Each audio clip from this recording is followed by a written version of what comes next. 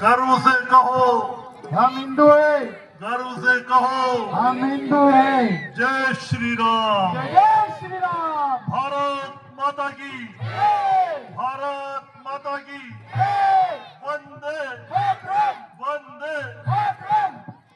मंच पर बैठे डॉक्टर पांडे, क्रांति जैन जी, दीपक जी, अन्य सम्मानित गण, सामने विराजी हुई हमारी मातृशक्ति बहनें, युवाजन और प्यारे बच्चों, आज बच्चे जब मंच मुझे के आगे, बच्चे इस निकल विराट हिंदू सम्मेलन में बैठ बुलाया के सुने गया क्या बोल रहे। तो मेरा दिल हर्ष से और गर्व से भर गया। हम एक महान आध्यात्मिक और सांस्कृतिक सभ्यता का सबसे पुरातन, सबसे प्राचीन ईंट का पत्थर है। ध्यान से सुने, हमारा बात करें। सनातन धर्म हमेशा हमेशा से रहा है।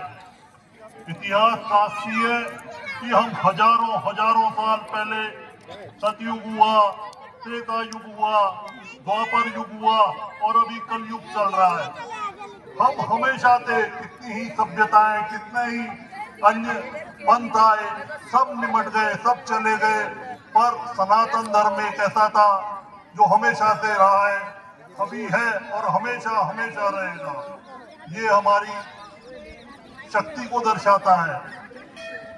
आप सबको याद होगा कि जब हमारा गौरव चरम पे था, आसमान को छू रहा था, त्रेता युग में भगवान राम हुए, द्वापर में भगवान कृष्ण हुए, हमारे जो राजा थे, हमारे पुरखे थे, उस समय अश्वमेध यज्ञ करा करते थे। आपको पता होगा अश्वमेध यज्ञ क्यों करा जाता था। अश्वमेध यज्ञ इसलिए करा जाता था ताकि लोग बाग, सारे लोग, हमारी जो विचारधारा है, हम जिस चीज को मानते हैं, और हम क्या मानते थे, वसुदेव कुटुंबकम, कि हमारे सब भाई हैं, पर सब जगह न्याय हो, सब जगह धर्म हो, सब जगह ईमानदारी हो, उसके लिए हम अश्वमेध यज्ञ करते थे। हमारा उद्देश्य कभी भी किसी को दबाना नहीं, किसी को कब्जा करना नहीं, अपने विचार किसी पर थोपना नहीं, ऐसा कभी भी नहीं रहा। जितना भी बड़े बड़े आज भगवान पैदा हुए, सब इस सनातन धर्म में पैदा हुए हैं, पर काल चक्र ने अपना ऐसा पलटा खाया कि हम धीरे धीरे हम विभाजित होने लगे, और लोगों ने जब हमको विभाजित करा तो हमको अलग अलग जातियों में, पंथों में, भाषा के आधार पर, रंग के आधार पर बांटना शुरू कर दिया, और उसका नतीजा ये रहा कि हम लगातार कमजोर होते चले गए, और जो हमारी सनातन संस्कृति थी, हमारी जो महान शक्ति थी, हमारी जो ताकत थी, उसको हम विस्मृत कर बैठे। हमारे ऊपर अनगिनत आक्रमण हुए। ईसा पूर्व से ही सिकंदर आया यहाँ पर वो यहाँ कब्जा नहीं कर सका। सिकंदर के बाद शक, हूण, कुषाण, कई तरह की जनजातियां यहाँ पर आक्रमण करने आई, पर पूरा वो कभी भी कब्जा नहीं कर पाई। पर उसके बाद मुगलों का इस्लामिक जो आक्रांता थे, जो सबसे पहले मोहम्मद बिन कासिम आया, उनका अरब कंट्रीज से आना, पश्चिम के द्वार से, जो हमारा पश्चिम प्रांत था, वहां से आना शुरू हुआ, और चूंकि हम आपस में डिवाइड हो चुके थे, इस कारण हम कमजोर हो गए थे, हम अपनी शक्ति को भूलने लगे थे, और उसका नतीजा ये हुआ कि वो एक के बाद एक हम पर आक्रमण करते रहे, और चूंकि हम अपनी शक्ति को भुला बैठे थे, हम हार को, पराभव को प्राप्त हुए। उस पराभव के कारण जो भी आक्रांता हमारे ऊपर आए, जो इस्लामिक आक्रांता थे, मोहम्मद बिन कासिम आया, गजनवी आया, गौरी आया, फिर लोधी वंश आया, फिर मुगल आए, उन लोगों ने हमारी जो सांस्कृतिक ताकत थी, जो हमारी आध्यात्मिक ताकत थी, उसको तोड़ने के लिए पूरे प्रयास करे। आज जो हम देखते हैं मथुरा में काशी जो मस्जिद बनी हुई है, भगवान कृष्ण के मंदिर के नजदीक जो बाबरी मस्जिद बनी, जो काशी विश्वनाथ में वहां पर मस्जिद बनाई गई, ये सब हमारी आस्था पर चोट देना था और हमें बताना था कि आप जो भी पालन कर रहे हो, जिस भी रास्ते पे चल रहे हो, आपका वो ठीक नहीं और आप कमजोर हो। इस बात को प्रूव करने के लिए हमारे ऊपर ये सब, जो हमारे अध्यात्म के केंद्र थे, जो हमारे शक्ति के सबसे बड़े सूतक थे, उनको ढाया गया और उस जगह अन्य मतावलंबियों ने अपने अपने वहां धर्म स्थल बना दिए। उसके बाद जब मुगलों की ताकत क्षीण हुई और सोमनाथ का मंदिर आपने सुना ही है किस तरह महमूद गजनवी ने वहां उसको ढहाया, उसके बाद औरंगजेब ने आकर के जबरदस्त नरसंहार करे, मंदिरों को लूटा तोड़ा, महिलाओं के साथ गलत कार्य करे। और जब मुगलों का पतन हुआ तो हमारे पास अंग्रेज आए, पुर्तगाली आए और फ्रेंच आए। इन लोगों ने, मुगलों ने जो इस्लामिक आक्रांता आए, इन्होंने हमारी सांस्कृतिक और आध्यात्मिक ताकत को खत्म करने की कोशिश करी। पर अंग्रेज थे, ये और ज्यादा समझदार थे। इन्होंने कहा इनको अपनी जितने भी चीजें हैं, अपनी भाषा पे, अपनी ड्रेस पे, अपने जो खाने पीने का जो यहाँ पे पद्धति थी, उस पर आघात करना शुरू करा। हमारी शिक्षा पद्धति पर आघात करना शुरू करा और ऐसी शिक्षा को मैकाले ने, लॉर्ड मैकाले कहलाता है, जिससे हमारी हर चीज उनके तरह से सोचने की आदत पड़ जाए। और उसके बाद जब 1947 में हजारों भारत के लाखों कर्मयोगियों ने अपने बलिदान दिए, बड़े बड़े आंदोलन हुए, तो हमें आजादी प्राप्त हुई। हमारी आजादी के बाद वल्लभ भाई पटेल ने जो एक बहुत बड़ा पुण्य का काम करा, वो ये करा कि भारत की सारी रियासतों को इकट्ठा कर दिया ताकि भारत एक संगठित राष्ट्र के रूप में विकसित हो सके और समस्त भारत एक सूत्र में बंध करके, एक हाथ से, एक मुट्ठी से किसी भी प्रकार के आक्रमण होने पर उसका सामना करे। और उसका नतीजा ये हुआ कि भारत लगातार विकास की एक नई राह में चलने लगा है। और पिछले 12-14 साल से खुद ईश्वर की कृपा ऐसे हुई कि परम सम्मानित आदरणीय नरेंद्र भाई मोदी जी का प्रधानमंत्री के रूप में आना हुआ। और उसके बाद तो जो भारत का विकास है, भारत की जो आध्यात्मिक शक्ति है, भारत की जो सांस्कृतिक शक्ति है, उसका एक पुनर्जागरण हो रहा है।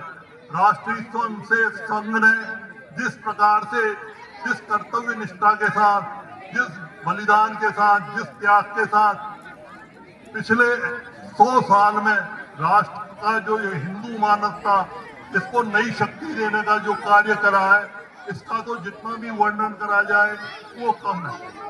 हजारों कार्यकर्ताओं ने संघ के अपने बलिदान बंगाल में, केरल में और कई अन्य जगहों पर, जहां पर आदिवासी एरिया है, झारखंड में, वहां दिए ताकि हिंदुओं का जो मानस था, जो एक कमजोरी के रूप में, जो एक असमर्थता के रूप में बदल रहा था, वो दोबारा से मजबूत हो सके। और आदरणीय मोदी जी के आने के बाद तो भारत ने ये दिखा दिया कि जो हमारी तरफ एक आंख करेगा, हम उसकी दोनों आंखें निकाल देंगे। जो हमारी तरफ गलत दृष्टि से देखेगा, उसका हम बुरा हाल कर देंगे। अभी आपको पता ही है, 22 अक्टूबर के दिन, 22 अक्टूबर 2024 को पहलगाम में आतंकवादियों ने हमारे जिस तरह से भाई बहनों के साथ अत्याचार करा, जो लोग बाग टूरिस्ट वहां गए थे, उनकी हत्याएं, निर्मम हत्याएं करी, भाई के सामने, बहनों के सामने, भाई की पत्नी के सामने, पतियों की, बच्चों के सामने उनके पिता की जो हत्या करी, वो उसने पूरे देश को हिला दिया। और तब हमारे यशस्वी प्रधानमंत्री जी ने कसम खाई थी कि हम इसका जरूर बदला लेंगे। और उस क्रम में 8 मई को भारत की फोर्सेज ने ऑपरेशन सिंदूर लॉन्च करा, जिसमें जितने पाकिस्तान के आतंकवादियों के अड्डे थे, उन सबको नष्ट कर दिया गया। और आपको जान करके खुशी होगी कि सीमा सुरक्षा बल ने जम्मू से लेके राजौरी तक पाकिस्तान का जबरदस्त मुकाबला करा। और मैं खुद उस पूरे रीजन में जम्मू से लेकर के राजौरी तक करीब 30,000 जवानों के साथ हम बॉर्डर पर डटे हुए थे और हमने पाकिस्तान को ऐसा मुंह तोड़ जवाब दिया 8, 9 और 10 तारीख को कि पाकिस्तान के जो जवान थे, अर्धसैनिक बल थे, वो अपनी अपनी पोस्ट छोड़ करके भग गए। और चूंकि पाकिस्तानी आतंकवादियों ने हमारी माँ बहनों के सामने उनके पतियों की हत्या करी थी, तो हमने सुनिश्चित करा कि हम पाकिस्तान के जवानों को, दरिंदों को जवाब हमारी माताओं और बहनों द्वारा ही दिलाए। तो हमारे पास वहां पर सीमा सुरक्षा बल में सीमा भवानी रहती है, महिला जो कांस्टेबल, महिला अधिकारी, महिला सब इंस्पेक्टर्स रहती हैं। तो उनके द्वारा हमने इतना जबरदस्त उन पर फायर करवाया, इतना जबरदस्त कि वो सफेद झंडे उन्होंने लहरा दिए, छोड़ करके भागते हुए नजर आए और उनके जितनी भी चौकियां और सर्विलांस जितने टावर थे वो सब नष्ट कर दिए थे। 10 तारीख को पाकिस्तान बिल्कुल घुटने में आ गया। तो जब हिंदू जग रहा है तो उसकी पूरे विश्व में आवाज सुनाई देगी। यदि हम संगठित हैं तो आप निश्चित मानिए कि भारत किसी दिन अमेरिका की तरह एक महान शक्ति बन जाए। हमारे पास योग्यता की कभी कोई कमी नहीं थी। आपने सबने पढ़ा होगा, रामायण काल में भी, त्रेता युग में भी हमारे पास पुष्पक विमान का जिक्र आता है। हमारे हथियारों में आग्नेयास्त्र, वायुस्त्रास्त्र, ब्रह्मास्त्र, इस तरह के हथियार जो अपन मिसाइल के रूप में जिनको कहते हैं, पर उस समय हमारे पास ताकत के साथ साथ फिजिकल टेक्नोलॉजी के साथ साथ अध्यात्म की भी ताकत थी। तो आज की तारीख में कोई मिसाइल लॉन्च हो जाए तो वो वापस नहीं आ सकती, पर ब्रह्मास्त्र इस तरह की परमाणु मिसाइल थी जिसे लॉन्च करके योग विद्या से, अपनी अध्यात्म की ताकत से वापस बुलाया भी जा सकता था, प्रभावहीन भी करा जा सकता। ऋषि कबोध हुए जिन्होंने परमाणु का सबसे पहले आविष्कार करा था।